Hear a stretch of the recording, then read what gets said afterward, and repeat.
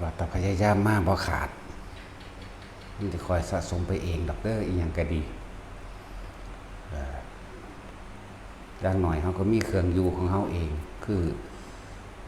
อยู่กับความรู้สึกในกายจับจุดอุณหภูมิไปโลดคนที่ทรงชาติคนที่เจริญชาติตลอดถ้ากำลังมันสูงเด้อนึกอีหยังมันก็ได้เบิดนั่นแหละมันได้เพราะว่าอย่างนั้นคนที่ทรงชาติตลอดจิตในขณะนั้นมันเป็นบุญจิตในขณะนั้นเป็นจิตที่สงบเย็นแล้วก็เกิดเป็นบุญขึ้นมานี่มูเทพเทวดาทั้งหลายก็ได้ส่วนบุญจังหวะนึกยังจากได้ยังนั่งได้ดอกไปในทางที่มันเป็นสมาธิเด้นึกในทางลายนานๆนึกเท่านึงเผลอเบาไปเท่านึงนั่นตายอีหานตายอีหลีเด้ อย่าไปว่าเด้เดี๋ยววันนั้นมันเป็นการตัดกำลังเฮาเองและจังพยายาม สิบ่นึกไปในทางเลวนึกไปแต่ทางดีถ้ามันนึกก็ดีแต่จะคิดไปทางเลวก็เป็นอีหลีนั่นแหละก็ทดลองเบิ่งอยู่ดอกว่ากับแย่ยังตกไปลงมาอย่างยังตายโลด สองตายแล้วกับแย่บ่ค่อยมีเด้อเนาะมันมีอยู่ได้มันต้องอดเอามันบ่ปาก เฮามักเว้าเล่นอยู่เว้าเล่นก็เสือกเป็นอีหลีไหมเนาะบ่เว้ามันก็คือเขามาฟังธรรมอยากว่าจะคิดได้ว่าสัตว์มันบ่เข้าใจมันเข้าใจอยู่เด้เขามาฟังธรรมว่าเปลี่ยนภพภูมิให้มันซื่อๆ เอาอยู่ว่ายิงย่งมึงอยากเปลี่ยนภพภูมิบ่ ยังบ่อันนี้ดีแล้วนั่นบ่ ยิงย่งยอดบ่ตูม อย่างน้อยๆอยู่กับเพิ่นอยู่ของเฮาเองบ่ต้องไปหวังผลว่าสิเป็นนั่นเป็นนี่ได้นั่นได้นี่ดอก กับการทรงชาติเจริญชาติส่วนการกระทำเป็นการทรงพรหมวิหาร4ไปในโตมันเป็นเมตตาไปในโตอยู่แล้วเด้อคนที่ทรงชาติอยู่กับความรู้สึกเดียวเย็นๆนิ่มๆนวลๆอยู่กลางหน้าผากเฮาอยู่กับแค่ความรู้สึกเดียวเป็นเมตตาอยู่ในหันเพราะว่าจิตของเฮาความบ่ไปนึกหวังทำลายผู้ใดผู้หนึ่งสิยุทธทรัพย์สินตลอดทั้งคนและสัตว์ในขณะนั้นศีลคือเป็นปกติบริสุทธิ์นั่นเองบริสุทธิ์เลย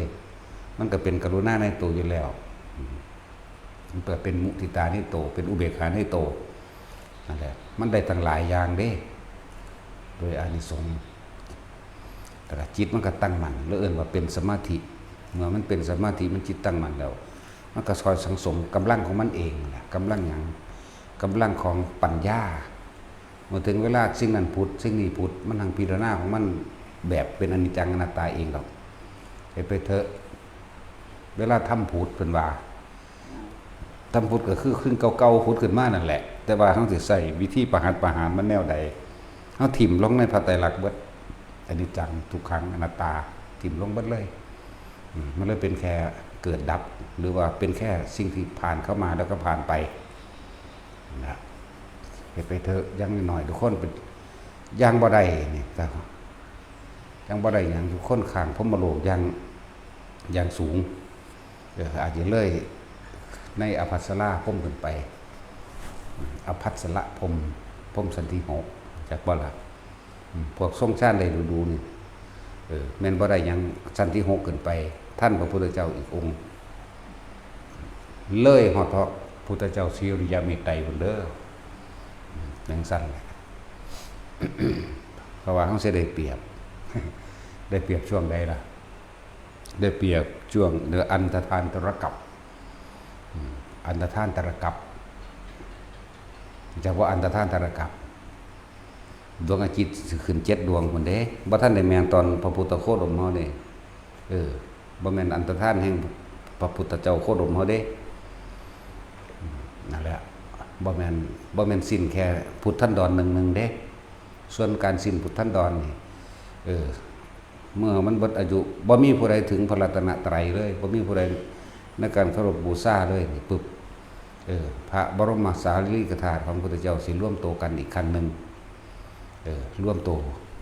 เข้าสู่เป็นพระวรกาย มนุษย์บ่รู้เรื่องแล้วเพิ่นสิแสดงธรรมทั้งเบิด7 มื้อแล้วก็เรียกว่าอันตรธานแห่งพุทธศาสนาอันนี้ธาตุอันตรธานอันนี้บ่ทันได้แม่นอันตรธานตรกับเด้อเรียกว่าธาตุอันตรธานหายสูญหายไป พระบรมสารีริกธาตุที่กระจัดกระจายอยู่ในที่ต่างๆอยู่ในที่ต่างๆสิร่วมโตกันแล้วเพิ่นสิแสดงธรรมเรียกว่าอิหยังล่ะปวัตตันติแห่งหมุนธรรมจักรเป็นครั้งสุดท้ายปวัตตันติธรรมจักรกังหมุนธรรมจักรแสดงธรรมเป็นครั้งสุดท้ายเป็นลีลาแห่งพุทธลีลานั่นแหละหลังจากนั้นก็มาไล่ละบาดนี้โลกก็เริ่มขากันยังใหญ่หลวงแล้วนั่นแหละครับหลายแสนปีและอีกหลายแสนปีล้านกว่าปีนั่นแหละบ่โดนดอกถึงจะถึงศาสนาของพระพุทธเจ้าสิริยมิไตรล้านกว่าปีดูถ้าเบิ่งเอาเนาะดูว่าตาจุยเจ้า เป็นอยากอยู่เจ้าก็บ่ได้อยู่ เว้นไว้แต่เสว่าบุคคลที่อบรมซึ่งอิทธิบาทภาวนาได้แล้วอยู่ได้พวกนี้จะสิอยู่ปรารถนาอยู่เท่าใดกับเท่าใดกันก็ได้ต้องเข้าไปใน7 มื้อเทื่อนึงแล้วจึงออกมาเทื่อนึงแล้วก็อยู่ไปจังซั่นแต่พระโบราณเดี๋ยวนี้ก็อยู่ได้ล่ะบ่แม่นว่าสูญสิ้นไปมีอยู่ถึงแต่ว่าผู้ใดสิว่างจิตเขาจูนคืนไปถึงกันใดเท่านั้นแหละจังซั่นจูนคืนได้เพราะว่าบ่มีหยังปิดบังได้อยู่แล้วถ้าผู้อันว่างจิตได้เสมอกัน ถ้าผู้บ่ว่างได้ผู้บ่สามารถที่สิเข้าไปถึงเพิ่นได้เว้นไว้แต่เพิ่นสิมาโปรดเอาจักว่าล่ะโปรดเอาพระที่อยู่ในป่าน้ำดงเฮานั่นน่ะกลิ่นศีลมันนั่งหอมทนลมไปเองดอกเข้าใจว่าล่ะแล้วก็มีความตั้งใจฝึกหัดภาวนาในตนเองเพิ่นมาโปรดเองดอกในป่านั่นน่ะอย่างสั้น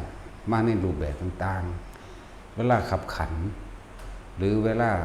ก็ยังอดเข่า10 กว่ามื้อเราสลบล้มลงไปจังซี่ก็มาในเวลาขับขันแบบนั้นก็มีเป็นพระผู้เฒ่ามาเอายาใส่ปากให้กินฟื้นขึ้นมาก็คุยกันนั่นนี่แน่แต่ว่าแปลกประหลาดเด้ยานั่นกินแล้วอยู่ได้เป็นเดือนคือบ่หิวอีกแปลกประหลาดเด้สำคัญแล้วกับยาอ่างท้องรสชาติก็คล้ายๆกันหูยบอกปานเจ้าของเคยกิน เป็นคือยาอ่างท้องนั่นแหละอมเข้าไปคอยละลายลงเด้บ่แม่นไปเฮากลืนกินแล้วเย็นในท้องเด้เย็นเบิดกายเลยเบิดร่างกายเฮานี่นะเย็นนี่บ่แม่นเย็นแบบน้ำแข็งเย็นนิ่มนวลเป็นลักษณะคือผู้ใดเคยมีความรู้สึกเย็นนิ่มๆนวลๆในกลางหน้าผากนั่นแหละมันเย็นไปเบิดตัวเบิดกระดูกกระเดียวแม้กระทั่งเยื่อในกระดูกคนแล้วอิ่มอยู่จังซั่นเด้วันนี้รู้สึกว่ามีกำลังภาวนาได้บัดภาวนาก็แม่นว่าเป็นนั่งเด้บ่ว่าสินั่งบ่ว่าสิย่างบ่ว่าสิขึ้นต้นไม้หรือปีนไปตามหน้าผาเหวก็สร้างเด้มันหังมีกำลังภาวนาของมันเองอยู่ในอันนี้แหละนั่นแหละรู้สึกว่ามีกำลังมากแปลกประหลาดอยู่สำคัญกับยาอ่างท้องก่อนขอรอซ้ำนั่นแหละแต่พวกเขาเรียกว่ามีศรัทธาคือตั้งมั่นในธรรมเลยไหมคำว่าศรัทธาไหมตั้งมั่นในธรรมยึดมั่นในธรรมเลยบ่ได้มีโอนเอียงวันไหวไปกับ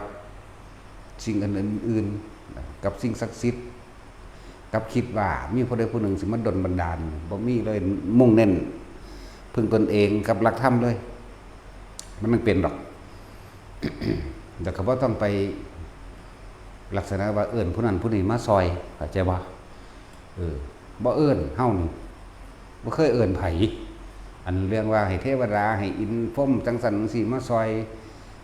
บางที่มันเมื่อยล้ามันน้อยใจจมให้เทวดาสิบ่มีแต่ด่าอย่างเดียวเลย ด่าจนเท่าเดี๋ยวนี้แหละนั่นแหละถ้าเฮามั่นใจจึงบอกว่าศรัทธาบ่หวั่นไหวเด้อคนที่ศรัทธาบ่หวั่นไหวแม่นพวกเจ้าสิอยู่น้ำผัวน้ำเมียแม่นพวกเจ้าสิฆ่าสัตว์อยู่ก็สร้างความคิดของเฮามันสินึกถึงเฉพาะพุทธธรรมสงฆ์จากบัดนี้มั่นใจในพระรัตนตรัยอย่างเดียวบ่มีอิหยังเหนี่ยวรั้งใจอ่อนไหวไปทางหันมิจฉาได้เลยพวกนี้ตายแล้วจังต้องกับสวรรค์กับมนุษย์เท่านั้นแล้วจังว่าเครื่องกั้นบางคนขาสัตว์ตุ่มๆอยู่ไปเป็นเทวดาเข้าใจว่าล่ะคือจังเรื่องของมันเมียเป็นพระโสดาบันผัวเป็นนายพรานนะแต่ว่าเราก็บ่ขวางเมียปฏิบัติธรรมจังซี่เราก็บ่ขวางอีหยังแล้วเขาจะก็รู้ความผัวกับเมียคู่นั้นสิรู้ความลับภายในจิตใจซึ่งกันและกันได้ถ้าได้สัตว์เป็นมาฮู้อยู่ว่าเมียบ่เฮ็ดเห็นบ่แล้วก็เมียก็เว้าบอกความในใจเบิดแล้วนะ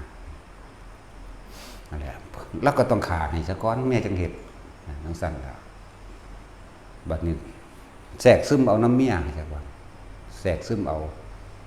ความประพฤติเอาคำเว้าเอาความคิดเอาหลายๆอย่างซึมไปครับพระเจ้าเห็นว่าอุปนิสัยนี่อาจสามารถที่สิบรรลุโสดาบันได้แล้วเพิ่นจังไปเพิ่นไปโปรดโดยพระองค์เองเพิ่นนั่นแหละเมื่อนั้นเพิ่นก็ไปออกจากเชตวันบ่บอกไผถือเอาบาตรกับสังฆติของพระองค์เองไปโลดทำทาแห้วกระต่ายมันติดแห้วติดบ่วงนะเพิ่นก็ไปปล่อยออกแล้วเพิ่นก็เอาตีนเพิ่นไปใส่ไว้แทนนายพรานมาเห็นก็คล้องใส่ผ้าจังซี่เนาะซึมอยู่แล้วคือว่าแต่คนบ่เคยเห็นพระแต่ว่าเมียได้เป็นโสดาบันมาถ้าเกิดบ่แห้งเอาล่ะเมียผู้ผัวบ่เคยเห็นแต่ฮอดก็ เพิ่นก็บอกก่อนแล้วเพิ่นว่าเพิ่นปล่อยกระต่ายเองก็เลยเอาชีวิตแต่ของนี่แลกไว้แทน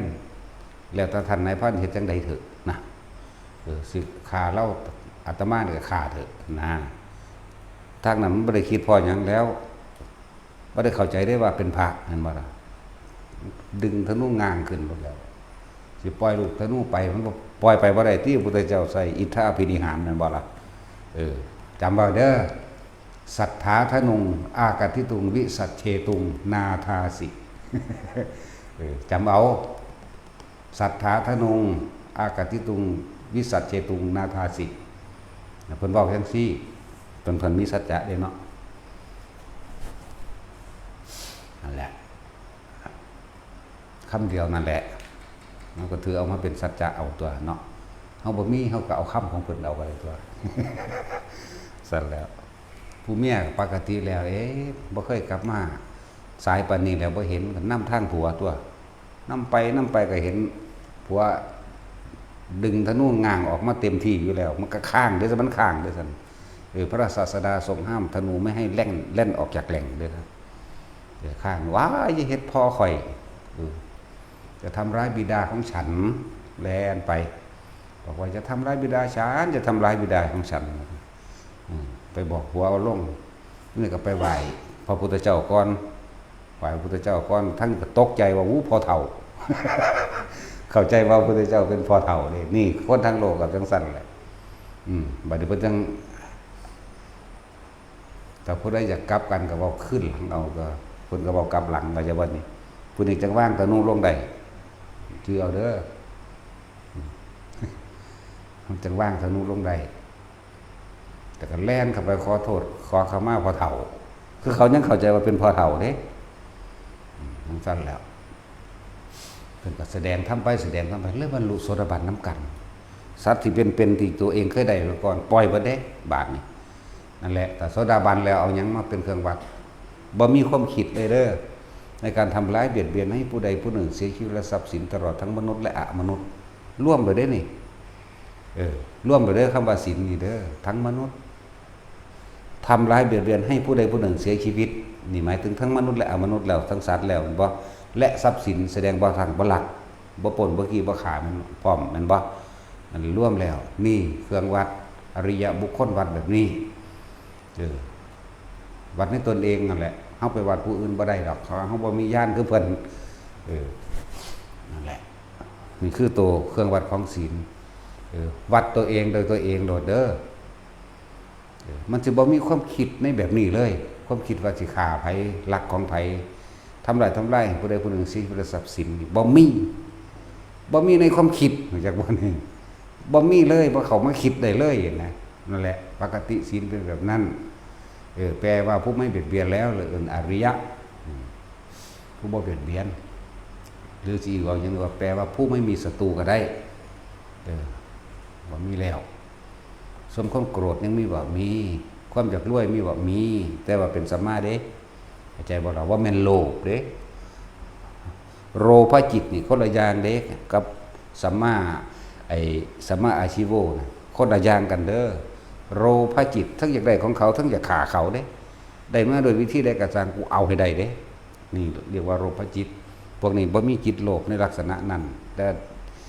อยากร่ำอยากรวยอยากสวยอยากงามนี่มีอยู่เข้าใจว่าล่ะแต่ว่าบ่เวอร์บ่เกินไปอยู่ในประมาณปานกลางดู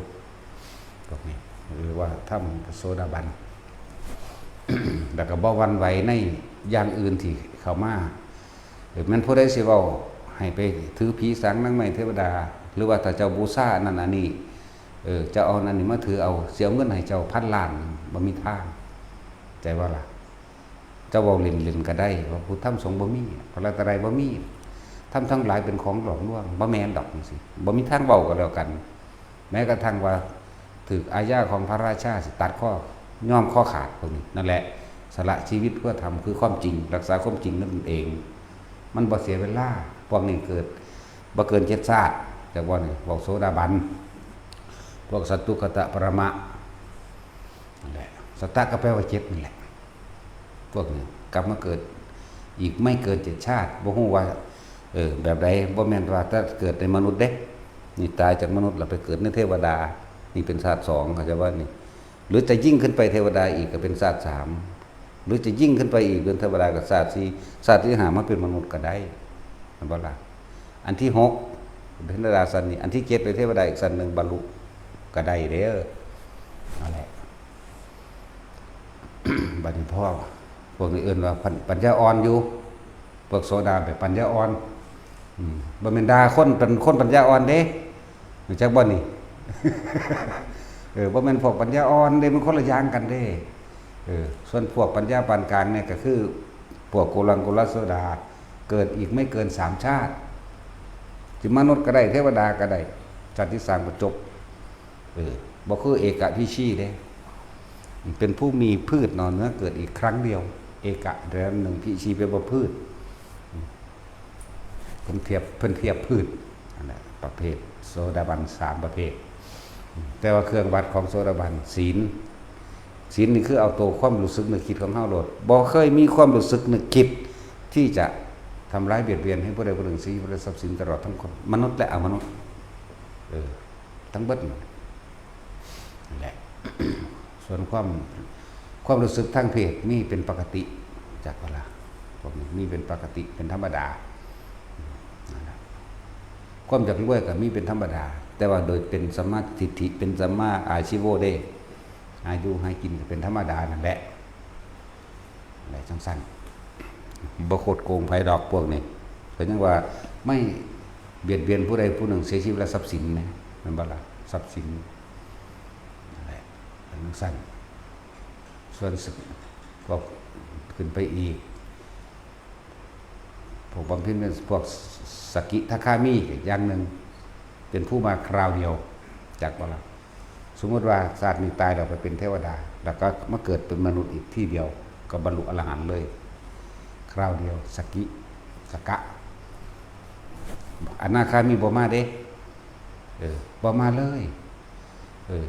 เป็นผู้ไม่มีเย้าเรือนเป็นผู้ไม่ข้องเกี่ยวแล้วกับเรือนจากวันอนาคามีบ่แม่นอาคามีเด้อาคามียังขุมเกี่ยวได้บางคนฟังดีๆเด้อบางคนไปอ่านมาถามเนาะ อาคามีแปลว่าผู้ยังกลับมาอีกผู้ยังยุ่งอยู่เกี่ยวอยู่กับเรือนยังสร้างครอบครัวอยู่อนาคามีว่าสร้างเด้แล้วก็บ่มาอีกผู้อยู่ในสุทธวาสนาสันลักษณะนั้นที่พวกเฮาฝึกอยู่เดียวนี้ละโอรัมภาคิยะสังโยชน์5เลยทีเดียวหมายเอาอนาคามีเป็นอย่างต่ำที่เป็นอย่างขึ้นเน้นย้ำหนักหนาแท้ย่านี้ออกจากความรู้สึกในกายย่านี้ออกจากจุดอุณโลมย่านี้ออกจากกายย่านี้ออกจากลมย่านี้ออกจากความรู้สึกในกายเป็นอย่างขึ้นเน้นย้ำแท้ให้มันเกิดความเคยชินจากว่าได้มั่งบ่ได้มั่งก็เฮ็ดไปหั่นแหละแต่ว่าบ่ต้องอยากได้ก็ล่ะรู้สึกมั่งไม่รู้สึกมั่งแต่ก็พยายามแต่ว่าต้องอยากได้ว่าต้องอยากได้แล้วว่าต้องอยากเป็นผู้ใดมันก็หวังไว้ตรงสุดท้ายแล้วว่าบ่กลับมาเกิดอีกเบิดนั่นแหละนี่แต่ว่าเฮาถิ่มความหวังบ่แม่นหวังในขณะที่ทำคือมันยังคิดอยู่นั่นเจตนายังมีอยู่นั่นบ่จิตยังคิดอยู่คิดอยากเป็นคิดอยากได้คิดอยากสงบเคล็ดลับแห่งความสงบคือไม่ต้องอยากสงบแค่ทำความรู้สึกตัวอยู่ในลมหายใจเข้าออกนี่ผู้ใดผู้จับผู้ทรงฌานตัวนี้บ่ทันเป็นจากว่าผู้จับจุดอุณโลมบ่ทันเป็นหรือเอาปิติอย่างใดอย่างหนึ่งมาเป็นเครื่องยืนยันบ่ทันเป็นนะอะไรเฮ็ดอยู่ซ้ำนี้แหละพวกเจ้าจะลืมไปบ่มีกฎหมายใดป้องกันความตายไผใดเด้บ่มีกฎหมายใดห้ามตายแล้วก็คนรวยๆนั่นน่ะแต่ว่ามันรวยบ่ต้องไปสะออนดอกมันก็สื่อความแก่สื่อความป่วยสื่อความตายบ่ได้แม่นบ่เฮาดีเฮาโชคดีมากๆเลยที่เฮาเกิดมาเป็นคนทุกข์คนยากนี่จักว่าล่ะพุทธเจ้าแสดงธรรมแสดงคำว่าทุกข์ก่อนแล้วเบื้องหลังของความทุกข์มันเกิดจากสาเหตุแห่งทุกข์คือสมุทัยแม่นบ่ล่ะนี่เด้แต่คนบ่ทุกข์มันสิไปเว้าบาจังได๋ดอกแม่นบ่ล่ะแต่คนบ่เก็บไข้บ่ปวดบ่ป่วยนั่นน่ะสิไปว่าจังได๋สิเว้าสาเหตุขึ้นเลยบ่ได้เด้ต้องเว้าความทุกข์ก่อนเนาะมันสั่นตา คือพันเทศกับพวกมนุษย์เฮาเองนี่เพราะว่าเฮามันมีอนิจจังทุกขังอนัตตาอยู่ในนี่ร่วมกันเบิดแล้วสมบูรณ์นี่เป็นมัชฌิมประเทศแล้วสมควรที่สิแสดงธรรมอยู่กับมนุษย์เท่านั้นบัดนี้สิไปแสดงกับพวกอุตรกุรุทวีปเพิ่นแสดงบ่ได้เด้เขาบ่ได้ทุกข์เด้แต่ว่ามีความตายอยู่มีเกิดกับตายแต่ว่าทุกข์บ่มีเข้าใจว่าล่ะอายุพวกนั้นเขาว่า800 ปีตายจังซี่มันเกิดขึ้นมาเราก็กินมันใหญ่มาเต็มที่ของมันอยู่ซ้ำนั้นได้บัดนี้อยู่ซ้ำคน20 ปีมา800 ปีแต่เอ้าเบิดอายุตัวนึงไปนอนตายเอาโลดมั้ยแหมมันบ่ป่วยมั้ยนั่นซะแล้วทั้งอุตรกุรุทวีปทางทิศเหนือของโลกเฮานี่แหละอะไรทั้งสั้นอันปุเพวิหะทวีปทางทิศตะวันตกเฉียงใต้จังซี่นะทั้งสั้นแหละนี่ของเฮาเอิ้นว่าชมพูทวีปนั่นแหละจักรวาลหนึ่งมีจังสี่ล่ะมี4โลกแล้วก็ทัสสหิจโรคทาตูหิเห็นบ่บัดนี้แสนโกฏจักรวาลมันสิมีจักโลกเอาแต่ว่าพระพุทธเจ้ามาสอนเฉพาะโลกมนุษย์แต่ว่าอันอื่นไปจะบอกไปเหมือนกันนี่แหละเรียกว่าทั้งมนุษย์และอมนุษย์ที่พระพุทธเจ้าเฮาโปรดเอาสรรพสัตว์นี่ยิ่งใหญ่อลังการมันธรรมดาเด้ผู้ใดเห็นคุณค่าของเพิ่นเห็นสิ่งที่เพิ่นกระทำเนี่ยโอ้ยมันว่าธรรมดานะแยกภาคกายออกไปแต่ละจุดเพื่อสิให้เขาเห็นจักบ่จักว่าล่ะเพื่อคือเขาติดในรูปนั่นอาศัยรูปนั่นแหละติดในรูปผิวพรรณผ่องใสเปล่งประกายผู้ใดติดในนั้นปุ๊บเวลาสุวาสิตายมันสิมันก็คิดพอมันมาเกิดโลกมนุษย์ตัวทั้งสั้นแล้วโอ้ว่าออกไกลครับแต่บาทนี่ว่าออกนอกโลกเลยไม่ว่ามันเรื่องไกลดอกคือพระเจ้าจักรพรรดินี่นั่งนั่นเพิ่นกับเอาจากโลกทั้ง4กับโลกมนุษย์มีเมีย4คนจังสิเป็นเมียใหญ่มเหสีใหญ่ก็เอามาจากอมรโคยานาทวีปมั่งเอามาจากอุตระมั่งปุเพวิทหทวีปมั่งอันบ่ล่ะทั้งสั้นว่าพวกเจ้าจักรพรรดิเลือกนางแก้วกันนะพวกนี้ถ้ายามร้อนกอดเราเย็นเด้ถ้ายามหนาวกอดเราอุ่นเด้บ่เป็นตาป๋าเด้นะแต่จุ้ย นั่งหยักขโมขี่เจ้าเดซัน ใกล้ก็ว่าได้แม่นว่าเดี๋ยวนี้ มันถือมีขึ้นหนามแท่งนี่เนาะ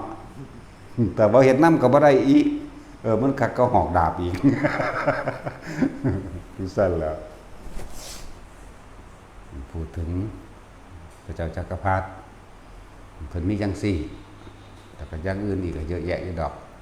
เป็นแสนหมดละ มันไกลเกินเฮาสิเห็นเนาะเอาสิ่งที่เฮาเห็นนิดเดียวนี่แหละประเทศใดก็ออกกฎหมายควบคุมอันนั้นควบคุมอันนี้การกระทำผิดเนาะควบคุมมันคือบ่พากันออกกฎหมายควบคุมความแก่ความเจ็บและความตายนี่เนาะมันพากันเฮ็ดแหมมอย่างอยู่เนาะ นี่แล้วตถาตาบ่เป็นอย่างอื่นเลยเกิดมาแล้วต้องแก่ต้องเจ็บต้องตายบ่เป็นอย่างอื่นเป็นอย่างนี้อย่างเดียวต้องเป็นเช่นนี้ไม่เป็นอย่างอื่นนั่นแหละนี่คือธรรมชาติที่พวกเข้ากันรู้แจ้งเราละแต่ละคนแต่ว่าสิยอมรับหรือสิหาเครื่องอยู่เป็นหรือยังสิบ่ต้องกังวลบ่ต้องสงสัยอยู่แล้วทุกคนรู้เหมือนกันนะเกิดมาต้องตายแต่ยอมรับหรือยังนั่นแหละยอมรับแล้วก็วันไหวบ่นะยอมรับหรือยังหรือว่ายังวันไหวอยู่ถ้าวันไหวคือยอมคือบ่ยอมรับได้นั่นคายของพระโสดาบันหรือผู้มีความมั่นคงแล้วนี่คือยอมรับความตายเด้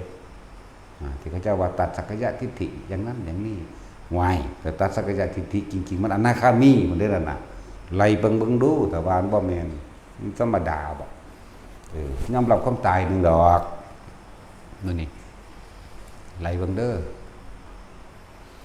ตักสิไล่เฮ็ดหยังดอกว่าอยู่ในลมหายใจโลดตายในลมหายใจมันก็บ่มาดอกฟังดีๆเด้อทุกคนตายในลมหายใจนั่นน่ะจิตบ่มีหม่องตั้งจิเจรุฟังดีจิหมายถึงจิตเจหมายถึงคิดเจตนารุหมายถึงรูปที่เราคิดถึงเฮาคิดถึงบุคคลใดนั่นแหละบุคคลนั้นแหละสิเป็นเสื้อให้เฮาไปเกิดจักบ่ล่ะจิตบัดนี้ถ้าเฮามีเครื่องอยู่ของเฮาแล้วเกาะกับลมเนาะหรือว่าคิดหยังก็สร้างมันใส่ความรู้สึกอยู่เลยนี่เจตนาก็บ่มีรูปก็บ่มีให้คิดถึงมันสิไปไสถ้าบ่เป็นนิพพานจักว่าวิคัมมะนิเพธิกะนี่ขณะนั้นที่เฮ็ดได้นิพพานทุกขณะเข้าใจบ่นี่นิพพานบ่แม่นอีหยังสิไปยากปานนั้นเด้ดับเย็นเข้าใจบ่นี่ดับหยังดับคิดถ้ามันดับความคิดได้แล้วสิเอาหยังมาฮ้อนกับวนกับวายมีอยู่บ่มีจะพากันคิดยากหลายว่ามันของไก่มันอยู่ในหูดัง มันอยู่ในเฮาเบิดทุกอย่างดับเย็นบ่แม่นว่าโอ้ยสักศาสตร์ใดกูสิได้ท่านขอเอาอยู่ว่าสั่นเนาะว่าหาแต่ขอมันก็ได้ดอกว่าหาตั้งแต่ว่าอันนั้นอันนี้ก่อนสิขอนิพพานมาขออย่างอื่นก่อนเลยมาหลัดก่อนส่วนมากแม่นบ่ล่ะใส่ซอง100โอ้ยจังแม่นหยังจังจักให้ปราศจากโรคภัยไข้เจ็บมีอายุยืนนานปรารถนาสิ่งใดให้ได้สิ่งนั้นอยากได้เงินได้ทองก็ได้ถ้าคิดเอานั่นแล้วความจริงมันบ่ได้เนาะนิพพานังปัจจโยโหตุขวาได้บัด มันแหลกเบิดแล้วมันสิเอาหยังไปนิพพานังปัจจโยโหตุบางพวกข้างไกลก็นั่นอีกวันนี้ขอให้พบเมืองแก้วขอให้แค่บ่วงมารบละบัด ขอให้พบปัสสีอานในอาณาตโคตการโน่นเทินได้บัดนี้มื้ออื่นมันบ่เคยมีเด้รู้จักบ่มื้ออื่นบ่มีเด้จังซั่นแล้ว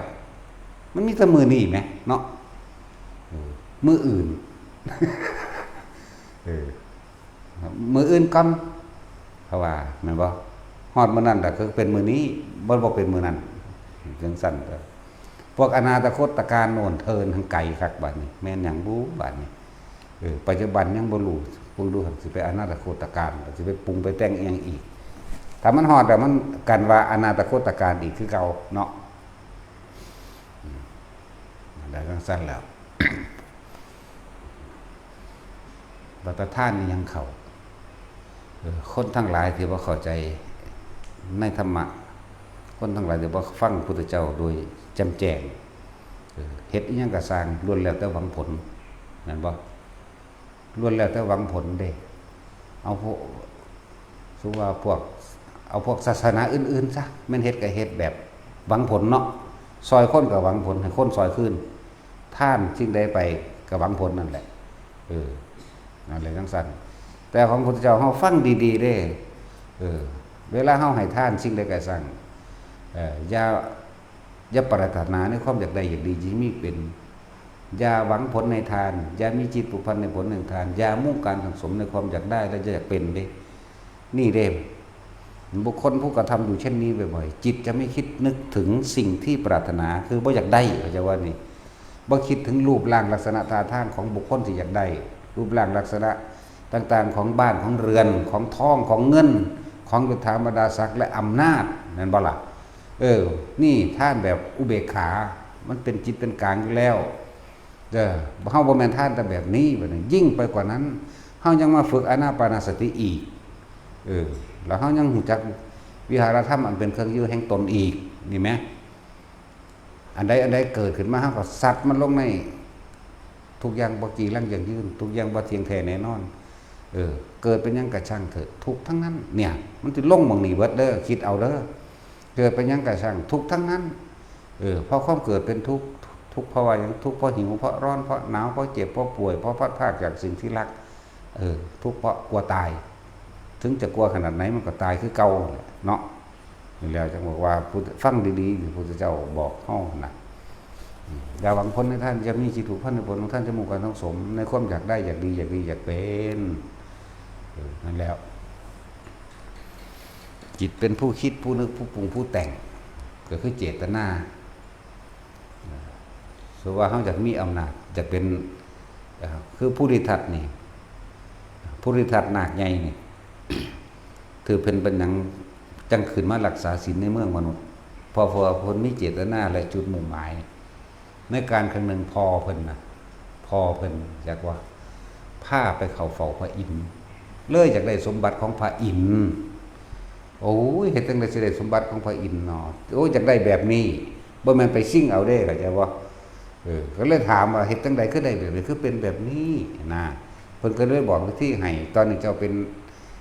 นาคเจ้าเป็นเดรัจฉานอยู่ให้เจ้าไปบำเพ็ญทั้งศีลบารมีเด้อทั้งต้องขันติบารมีไปพร้อมทั้งวิริยะบารมีไปพร้อมเด้อเด้เฮ็ดอันใดที่ต้องเอาชีวิตเขาแลกเขาเสี่ยงเด้อมันจังสิเป็นไปนั่นแหละจังขึ้นมาอธิษฐานละอยู่ทั้งพระธาตุดอยจอมทองจอมหยังพุ่นล่ะ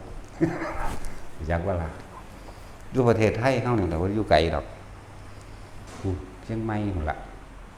เมืองภูริทัศน์แต่บ่ล่ะแต่ละจะฟังได้บัดนี้บางอันพวกอันแต้วอ้วนหูพึ่งขึ้นอีมาดิหนาใหญ่ก็คือกันพึ่งอยากฟังแล้วอีหาแห่งก็คือกันนั่นแหละรุ่นอยู่ได้วันเบาบ่น้อเบาบ่น้อยอยากฟังแนวจังสันนั่นแหละเพิ่นก็บำเพ็ญด้วยศีลบารมีที่เขาเจ้าเขียนไว้มันบ่แม่นแค่นั้นบารมี10อย่างมันสมบูรณ์เบิดนั่นแหละแต่ละศาสตร์เพียงแต่ว่าอันใดสิยิ่งกว่ากันมันมีอยู่ทั้งอยากเสมอกันหมดแหละเพื่อปรารถนาสมบัติของแบบอยากได้แบบพระอินทร์เข้าใจบ่ล่ะนั่นแหละจังว่าทั้งได้อดได้ทนอดบ่ซั่นบักหาหมออาลัมไพจะเอาตีนแดกจะเอาเข้าหยัดลงไปในถุงเที่ยวอันนั้นนะเนาะถือกันแกล้งสารพัดอันสารพัดอย่างทั้งได้อดทั้งได้ทนแน่ทั้งเพียรทั้งอดทั้งทนถือว่าถ้าศีลบ่นั่นบ่ล่ะสั่นตัวเหตุของศีลก็ได้อดได้ทนตัวเหตุของศีลก็ต้องมีความเพียรพยายามที่จะไม่กระทำสิ่งนั้นเพื่อมันก็เนกขมะบ่สั่นข่มใจออกจากอารมณ์อันไม่พึงพอใจมันบ่ล่ะแหน่มันก็เนกขมะมันก็เห็นปัญญามันก็เห็นรอบรู้ในกองสังขารหลายอย่างนั่นแหละนะจังซั่นตัวขันติสัจจะอธิษฐานเนี่ยก็ต้องมีเมตตาไปในตัวบ่สั่นที่อดเอาบ่เฮ็ดอีหยังเลยนั่นน่ะคือคมจิตเด้บาดนี้เป็นอุเบกขาทั้งตัวก็นั่นแล้วท่านกับท่านตั้งที่แรกเลยบุคคลผู้ใดปรารถนาเนื้อหนังแห่งเราทั้งเอ็นและกระดูก จงนำไปเถิดนั่นท่านบรบาทนี่ทั้งสั้นตัวศีลบาทนี่อดกันจากการถูกทุบตีและทรมานบ่ทำลายคืนทั้งที่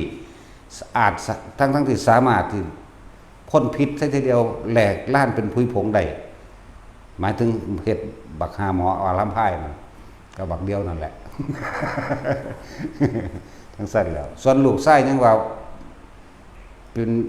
กลับใจไหมเด้ลูกไส้เห็นว่าก็มาเกิดเป็นพระองค์หนึ่งได้บวชในศาสนาพระโคดมเป็นอรหันต์ไปแล้วชื่อว่าอย่างโสนะนี่แหละพระโสนะนี่แหละลูกไส้อารัมไพ่ลูกไส้เทวทัต นั่นแล้วลักษณะนั้นส่วนเมียเทวทัตศาสตร์นั้นเป็นใครล่ะโอ้ยกับอีกินแต่มานาวิกานั่นแหละอีหานั่นแหละนั่งสั้นนั่นแหละมันบ่แม่นแค่ว่ายิ่งด้วยศีลบารมีเลยก่อนสิมีศีลมันก็มีทานก่อนเห็นบ่บุคคลผู้ใดปรารถนาเนื้อหนังเอ็นและกระดูกแห่งเราขอท่านทั้งหลายผู้นั้นจงนำไปเถิดขึ้นที่ว่าให้ข้าเจ้าโกรธไม่มีเนี่ยก็ไล่ไปมันก็เป็นขึ้นก็เป็นศีลเองล่ะเพิ่นว่าหยังว่าเพิ่นบ่ทำลายเบียดเบียนให้ผู้ใดสิได้ทรัพย์สินนั่นก็เป็นศีลแล้วทานศีลเนคขมะคือการข่มจิตออกจากความยินดีพอใจในรูปในรสในกลิ่นในเสียงสัมผัสกระทบรู้สึกทางกายแม่นบ่ตัวนี้เด้เฮาแปลแบบนี้เด้นั่นแหละเนคขมะปัญญาเพราะความรู้แจ้งในสิ่งทั้งหลายทั้งปวงที่ว่ารอบรู้ในกองสังขารจากบ่ล่ะรู้อันนี้ควรอันนี้ไม่ควรได้นั่นแต่จะมีวิริยะขันติสัจจะอธิษฐานเมตตาอุเบกขาความเพียรความอดทนก็ไปน้ำกันพยายามที่จะรักษาให้ได้แน่ต้องอดเอาตัวจริงๆหมออารัมไพนั่นมันคาถาที่มันไปเรียนมานั่นน่ะบ่ได้มีความเข้มขังอย่างเด้เรียนก็เรียนจากฤาษีปลอมจังว่าล่ะถ้าจะว่ามันยาวเด้เรียนก็เรียนจากฤาษีปลอมบักห่าน่ะมันดิดหนีการพนันมันทำทาไปบวชเป็นฤาษีซื่อๆได้นั่นน่ะจังว่าล่ะนั่นแล้วอันพญาโคดหรือเยี่ยวนั่นแหละไล่กินงูมาได้ทำทาจังว่าล่ะจังไปบอกครอบเคล็ดลับจังซั่นจังซี่ให้ยำผู้ยำหมากใส่ปากแสบปากเบิดเลยว่าสิป้องกันพิษแห่งพระเจ้านาคผู้ฤทธิ์ลายคาถาอารัมไพอย่างซั่นจังซี่ก็ว่าไว้เด้ไปยัดใส่โอ้ยมันบ่ได้สะเทือนเขาจังเมตเขาอดเอาซื่อๆนั่นอดนี่ในโตน่ะอดที่ว่าขาจักว่าล่ะโอ้มันยาวต้องห่วงอันเรื่องนี้ก็ดีจังซั่นล่ะกว่าบอกอยู่นี่สิว่าสอดแจ้งบ่ นั่นแหละจังบอกว่าแต่ละภพแต่ละชาติที่บำเพ็ญมาน่ะมันบ่แม่นว่าอันเดียวเด้อฟังดีๆท่านก่อนเห็นบ่แล้วก็ศีลคือบ่ขาดทำลายเห็นบ่นี่แล้วเนคขมะปัญญาพอรอบรู้แล้วในสังขารทั้งหลายในกองสังขารในสิ่งทั้งหลายทั้งปวงแต่เหตุแบบนี้กูต้องเป็นแบบนี้อย่าว่าล่ะเพราะสิ่งนี้มีเพราะสิ่งนี้จึงมีได้นั่นน่ะนี่ก็เป็นซั่นก็จังวิริยะมีความเพียรพยายามจังอดทนไปจังสัจจะไปนี่แสดงว่าทำตามความจริงที่เกิดของเหตุและคำอธิษฐานพร้อมนั่นบ่ล่ะนั่นแหละตั้งใจมุ่งมั่นสู่จุดหมายได้คำว่าอธิษฐานนั่นน่ะสั้นตัวแล้วเมตตาก็เกิดขึ้นในตนเองเขาเอาไปเล่นกลว่าล่ะเขาเป่าปีให้เต้นก็เต้นเขาเฮ็ดจังได๋ก็เฮ็ดตามเขาว่าล่ะสั้นตัวที่เขามาเป่าอีแอ๋แอ๋ให้งูฟ้อนโอ้ยโรแมนติกเมตล่ะเขาเต้นก็เต้นตามธรรมดาแล้วเพิ่นสิกินน้ำเพิงว่าจะว่าล่ะบ่ได้ไปกินกบกินเขียดเด้บริตัดตัวนี้กินน้ำเพิงถึงเวลานั้นปุ๊บพวกบริวารของเพิ่นเองสิหาน้ำเพิงมาป้อนเองดอกกินอาทิตย์ละเทื่อเด้บ่ได้กินหลายนั่นแหละสั่นเมื่อหลังจากแล้วก็หลายอย่างที่เพิ่นต้องไปแก้เอาน้องเพิ่นนำแก้เอาน้องเป็นมิจฉาแต่บักหาอารัมไพนี่เป็นตัวว่าเป็นลูกของพรหมเป็นผู้เกิดจากพรหมเป็นผู้สร้างโลกจังสั่นจังสี่สารพัดอันนี้แต่ว่าหมายถึงอ้ายกับน้องนั่งยังล่ะสิแปลงเป็นเขียดน้อยมากกับผู้อ้ายมาซอยลงไปนั่นแล้ว เพิ่นนี่บ่กล้าฆ่าหมออารัมไพนำแต่ว่าเขาก็จับลงไปได้นำนั่นแหละอันนึงก็เลยมาบอกเกี่ยวกับว่าพระพรหมสร้างโลกจังซั่นจังซี่ก็เลยมาแก้เอาน้องอาริตกะหรือกาหน้ามื้อนี้แก้เอาแก้เอาผู้นั้นตาบอดข้างหนึงเด้ท่านสิเว้าต้นกำเนิดก็คนเอากับนางงูเว้ยก็เลยได้พวกนี้เลยเป็นลูกเคิงพุ่นเว้ามาแต่บักหาเต้าอันขี้โกงพุ่นเห็นว่าล่ะมันหนีเอาตัวรอดมันตัวหวยเอาไปมาสิได้เว้าเลยดิโอ้เศร้าบ่เว้าแม่งแล้วบ่ไปบ่มาก็โยงหากันเบิดเนาะนั่นซั่นแหละบัดสุดท้ายบัดเพิ่นตายแล้วเพิ่นก็ไปเกิดเป็นพระอินทร์นั่นแหละเพิ่นตั้งใจมุ่งมั่นสู่จุดหมายที่ปรารถนาก็ว่าวันนี้พูดถึงว่าพวกเฮานี่บ่ต้องปรารถนาอีหยังอีกดอกพอแล้วเศร้าอย่าจะเป็นหนังเถาะบ่ต้องเกิดจักบ่ล่ะจึงบอกให้ทุกคนพยายามอยู่กับลมให้ได้ตายกับลมให้ได้ความคิดเด้จะหนีไปหากับผู้ใดเด้เพราะฉะนั้นสิให้ฝึกอยู่กับลมบ่ความคิดอยู่กับลมมันบ่มีตัวตนดอกหรือว่ามันมีว่ามันเบิ่งรู้ลมเป็นตัวของใดวาดเบิ่งรู้เนาะนอกจากลมแต่จุยเป็นตัวจังซั่นล่ะคือใส่เดือนเหยึกอยู่จังซั่นแหละนอกจากยายลมหุงหั่นแหละใส่เดือนประหลาดต้องบอกว่าเน้นย้ำแต่ละคนดูกับลมหายใจบางคนมันขึ้นเป็นแบบนี้เลยเด้อเป็นคือแท่งๆนั่นนะมีความรู้สึกขีดอยู่ในนี่กับลมพร้อมกันเลยเด้ม่วนอยู่ในเดียวกันนี่แหละบางคนก็อยู่นี่เลยบางคนก็บ่มีลมแต่ว่าอยู่นี่เลยกลางหน้าผากเด้อเน้นย้ำบางคนอยู่ระวังทำกลางหน้าอกบางคนก็เป็นนิ่มๆน้องอยู่กลางท้องเย็นเป็นลักษณะไปกระทั่งซึมเย็นบ่แม่นเย็นแบบน้ำแข็งเด้ผู้ได้เป็นแล้วรู้จักว่าคือนิ่มลงอยู่กลางหน้าผากก็มานิ่มลงอยู่กลางท้องเฮาอยู่ท้องบัดถึงมันสิเคลื่อนไปท้องเคลื่อนมาหน้าอกเคลื่อนขึ้นในสมองขึ้นบนหัวเคลื่อนลงมาเลยนี่แม้นมาในลมแล้วมันก็กลับไปกลับมาก็อยู่กับมันอย่าว่าล่ะอยู่กับความรู้สึกนั่นเด้อจะออกความรู้สึกเบกขาสั่นเกิดความเคยชินจะให้โอกาสความคิดมันไปคิดจิตเจตนาจิตธรรมดามันก็ซึมซาบอยู่กับทุกสิ่งทุกอย่างแหละแต่ว่าขึ้นอยู่กับการคิดเข้าใจบ่จิตนี่เว้าแล้วเปรียบเทียบจังว่าคือความว่างเด้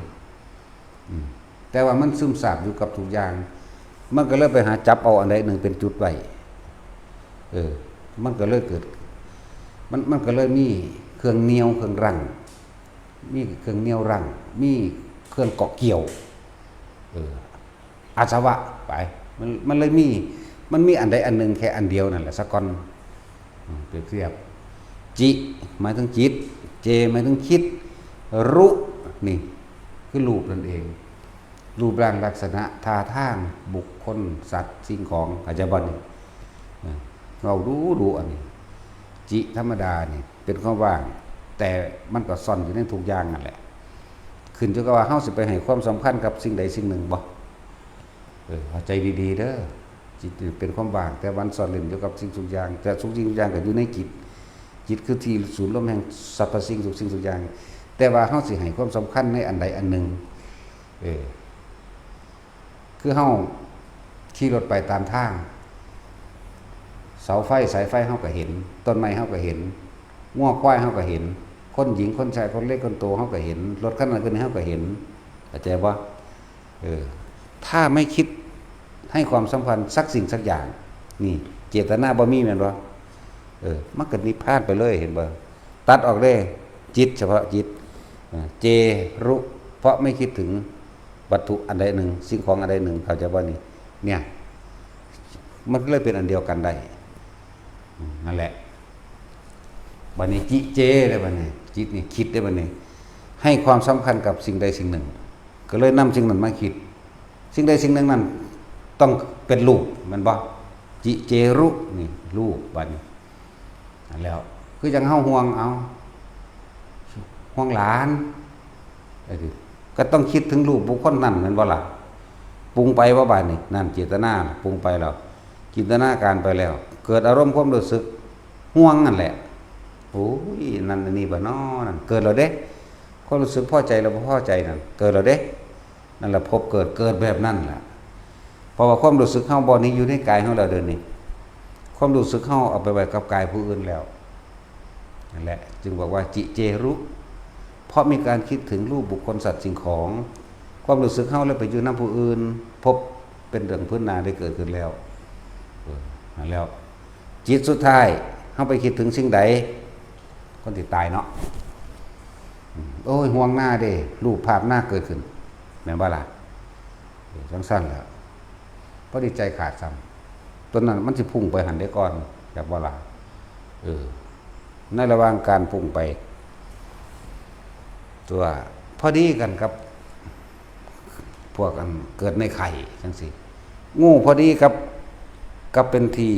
สถิตหรือเป็นที่จุติของจิตได้ก็เข้าไปไข่นั่นเลยเด้สิเป็นไข่เห่าก็ตาม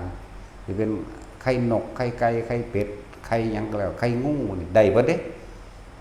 จังซั่นแหละนี่แหละมันว่าพุ่งไปแบบนั้นปึ๊บเป็นเลย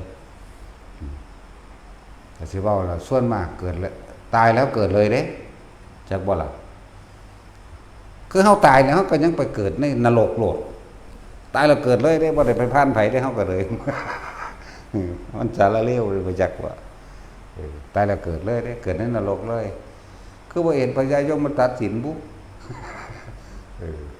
แต่อาจจะมีอยู่ในหันแหละแต่มันสิไปตัวมันหนักจากว่ากรรมปากคอกเรียกว่าครุกรรมครุไปว่าหนักครุกรรมการกระทำที่หนักกว่าเพราะว่าจิตเจตนาของเฮาไปคิดถึงจากว่าล่ะเฮาคิดถึงตอนเฮาเสียบเงี่ยเขียดนี่มั้ยคิดถึงตอนเฮาเสียบเงี่ยอันใส่เดือนนี่มั้ยนี่มั้ยนี่มั้ยจิเจรุมั้ยรูปใดรูปกำลังเด็บใส่เดือนอยู่นี่มั้ยโอ้ยศูนย์ได้บาดนี่เข้าใจบ่ได้นี่พวกนี้พวกผู้หญิงถ้าไปคิดถึงตอนที่ใส่ขี้หวกแตกเปาะนี่มั้ยพอดีตายใจขาดไปพร้อมมันลงนรกแล้วเด้นั่นเด้อจังซั่นตอนมันมีรูปบอกจากบ่ซั่นจังซั่นแหละคือว่าจิตสุดท้ายก่อนตายสำคัญมากๆฉะนั้นเฮาต้องฝึกไว้ให้มันชินกับการบ่คิดถึงรูปแหมบุคคลใดคนหนึ่งที่เฮาทั้งรักและทั้งเกลียดนั่นแหละบุคคลที่รักมั่งบุคคลที่เกลียดมั่งเนาะสัตว์พร้อมเด้สัตว์ทั้งรักและทั้งเกลียดนั่นแหละคิดถึงงัวบ่คิดถึงควายบ่เป็ดไก่บ่แนวพวกเลี้ยงปลาเลี้ยงตู้ปลาระวังดีๆคิดถึงนกเขาบ่กุ๊กรูบ่เนาะเท่านั้นกุ๊กเท่านี้กุ๊กเอาเข้าไปจังซั่นแหละพวกนายพรานชินในการล่าสัตว์เนาะคือจังพวกเขาไปหายิงไก่ปลาต่อนกดักกระแตกระรอกจังพวกนี้นะมันสิคิดถึงปลาเด้พวกนี้นั่นแหละก็เป็นลูกปลาว่าซั่นมองหันมองนี่พวกตึกแหพวกไปหาว่านแหคิดถึงน้ำวังนั้นวังนี้มีปลานั่นปลานี่เด้คิดถึงหุ่มนั่นหุ่มนี่เด้นี่แหละไปนรกจักว่าเป็นจังซี่แหละนั่นแหละจึงบอกว่าจิตถ้ามันคิดถึงบุคคลสัตว์สิ่งของทั้งสั้นแหละบางคนที่คิดถึงทองคำจะตายเป็นห่วงทองก็บ่กล้าบอกไผขี้ที่เนาะภาพทองสิของเสื่องไว้ใต้หมอนบ่หรือทั้งคือบ่หรือในตู้โซกเซฟจังไดก็แล้วแต่เถอะเพราะเสือกใจขาดตายซ้ำเปรตจักบ่ล่ะก็ไปตัวบัดนี้นั่นมันอาศัยรูปเป็นตัวไปเข้าใจบ่นี่ที่พยายามอธิบายนี่ลมหายใจบ่แม่นรูปเข้าใจบ่มันบ่แม่นลักษณะอันใดอันหนึ่งเกิดขึ้นได้แล้วว่าเฮ็ดไปเรื่อยมันก็ค่อยว่างไปเองนั่นแหละทั้งเอาตัวนี้ที่เขาเจ้าพวกคนโบราณเขียนจิเจรุนิใส่ปากคนตายว่าให้ไปนิพพานนั่นน่ะ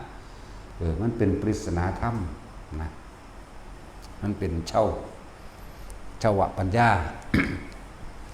แล้วบ่แม่นเสียนไปใส่ปากแล้วมันสิไปเด้ประมาณลงนรกที่ อย่างว่าพยายามอธิบายตัวนี้เกี่ยวกับลมบ่มีรูปร่างลักษณะบ่มีท่าทางบ่มีหยังบ่คือจิตสุดท้ายก่อนสิตายความคิดสุดท้ายบัดนี้มันขึ้นอยู่กับความเคยชินของคนนำเนาะส่วนมากก็ขึ้นกับความเคยชินแต่ว่าน้อยนักนะที่อกุศลบางอย่างศาสตร์ที่แล้วให้ผล100ศาสตร์พันศาสตร์ที่แล้วให้ผลก็มีอยู่นั่นแหละเป็นคำว่ามันมีคารุกรรมอย่างหนึ่งอยู่ถือว่ามันหนักกว่าสั้นเรื่องของกรรมเป็นเรื่องที่ละเอียดนะอจินไตยก็ว่าบ่เป็นตัวคิดเข้ามาเพื่อสิไปหาเหตุผลอย่างกับมันมากแต่ว่าก็มีเหตุผลในหันแหละเอามันบ่แม่นเฮาบ่แม่นพุทธวิสัยพระพุทธเจ้าตอบได้ทุกอย่างเรื่องของกรรมมันตอบได้เด้บ่แม่นว่าบ่ได้เด้ทัสสะพระญาณของเพิ่นมันเกิดโดนทุกข์หลายเนาะ ทุกข์หลายอัน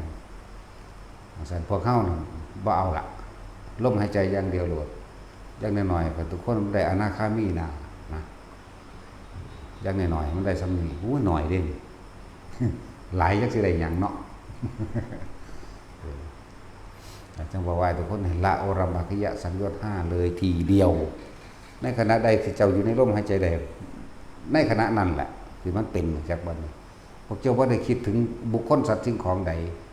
รูปภาพผู้นั้นเกิดได้บ่สิ่งของนั้นเกิดได้ก็บ่เกิดคนคิดถึงเงินมันก็เป็นเงินเน็บอยู่หั่นเน็บอยู่นี่เสื่องไว้หั่นไว้นี่แม่นบ่ล่ะคนคิดถึงมีดถึงเกี้ยวถึงหมักจกถึงเสียมถึงเถียงหน้าถึงบ้านนี่มันก็มีรูปให้คิดถึงนั่นแหละจึงว่าจิตมีที่ตั้งตั้งกับหมายถึงว่าคิดถึงนั่นแหละไปคิดถึงสิ่งนั้นมันก็เลยอยู่บังหันอธิบายให้จากให้ทุกคนเข้าใจอย่างละเอียดพยายามอยู่กับลมมั่งอยู่กับความรู้สึกถ้าความรู้สึกในกายมันเกิดขึ้นแล้วความคิดมันบ่เฮ็ดหยังได้มันบ่ไปได้นะว่ามันสั่นล่ะลมก็ช่างความรู้สึกในกายก็ช่างเอาอยู่แค่นี้อยู่จนตายโลดเถอะมันสิได้หยังบ่ได้หยังก็ช่างของมันของว่าเฮาเฮ็ดเอานี่เฮาบ่ได้เอาเพื่อสิให้มันได้เพื่อสิมันเป็นเฮาบ่ได้หวังผลหยังจึงว่าเคล็ดลับแห่งความสงบทั้งหลายนี่ก็คือความไม่อยากสงบบ่มีความหวังบ่อยากได้หยังบ่อยากเป็นหยังเด้มันสิไปนั่นแหละมันจังสิแบบนั้นละจังสิดับเย็นก็ว่านั่นแหละจังว่าตุกเน้นย้ำแต่ละคนยกนิทานอันนั้นนี่ขึ้นมาเว้าอ้างก็ดีอ้างว่านี่เพิ่นมีความปรารถนาอยากได้สมบัติพระอินทร์พุทธทัตนั่นล่ะแหละอยู่พระธาตุจอมทองพุทธทัตเกิดที่พุ่นละบ่ได้จักฮู้ก็เลยอยู่เชียงใหม่อะไรเมืองพุทธทัตนาคใหญ่นั่นน่ะส่วนเมืองสุโขทัยก็เมืองของพระวิทูลบัณฑิตนี่ที่มาอีกเด้สุโขทัยพญาฤทัยเรียกว่าสุโขทัยธรรมาธิราชพญาฤทัยเพิ่นเป็นผู้เป็นสืบเนื่องมาจากสัตว์ก่อนมาดอกเพิ่นเอาถ้ำเป็นใหญ่เรื่องว่าสุโขทัยธรรมาธิราชเข้าใจคำว่าธรรมาธิราชบ่ล่ะถ้ำเป็นใหญ่เข้าใจบ่ล่ะผู้ใดถึงถ้ำผู้ใดเอาถ้ำเป็นใหญ่ผู้นั้นก็มีความสุขภายในใจเดินสุโขทัยธรรมาธิราชเนาะจากบ่พญาฤทัย